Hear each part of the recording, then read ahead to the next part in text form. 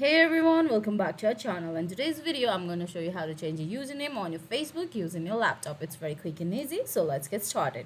First, open your preferred web browser and type in www.facebook.com. Now, you have to give your login details and log in into your Facebook account. After you log in into your Facebook account, you can see on your home page, on the top right corner, tap on your profile picture icon. Then you have to go to settings and privacy and tap on settings. After you tap on settings, you can see you're on the settings homepage. Now, on the general account settings, you can see there's a name option, and beside of the name option, there's edit option. Now tap on edit, select your preferred name, middle name and last name, and tap on the review change. And guys, that's it. That's how you change a username on Facebook using your laptop.